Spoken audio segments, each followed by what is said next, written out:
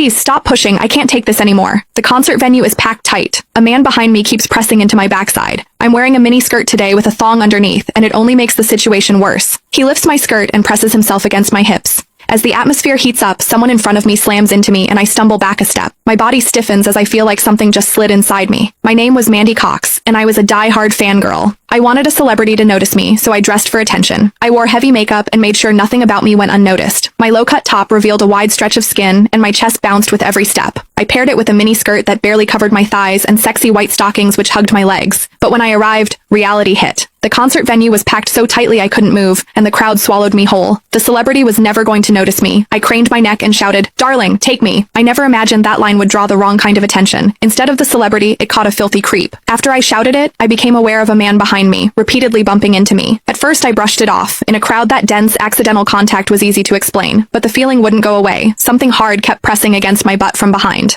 I assumed I'd accidentally backed into his hand where it rested behind me, so I turned and offered a polite apology. "Sorry, I didn't mean to bump into you." He paused, then flashed a leering smile and said, "It's okay, I don't mind." When I turned back toward the stage, I felt him press against me again, more deliberate than before. I kept my attention on the celebrity on stage and shut him out. The man became increasingly brazen, pulling up my skirt and pressing close against my backside. I had only a thong on underneath, which left my butt exposed. I felt his touch directly against my skin and assumed it was his finger. Only then did I realize something was wrong. The pressure was warm and solid in a way a finger could never be. My mind lurched as the truth hit me. In the 20 years of my life, this was the first time a man had ever molested me. Fear surged through me, sharp and overwhelming, and my body reacted with an instinct to flee. But there was no way to move. The concert floor was packed wall to wall, leaving me stuck where I stood. I drew myself tight, bracing as if tension alone could keep the fear out. As I did, my hips closed around the man's so-called finger, trapping it between my cheeks. An unfamiliar sensation followed, and warmth rose to my face. What confused me was that I didn't recoil from it. There was a muted comfort to it, and against my will, it sparked a faint sense of expectation. The man behind me seemed to take it as a signal. He moved in closer, repeating the motion until the intrusion was unmistakable. I had lived a sheltered life as a college student, and now I was being toyed with by a stranger while surrounded by people. Shame surged within me without warning. I felt the urge to sob, but my throat closed and my voice deserted me. Worse still, the pressure forced my thong inward and sent a restless, prickling discomfort through my body that wouldn't fade.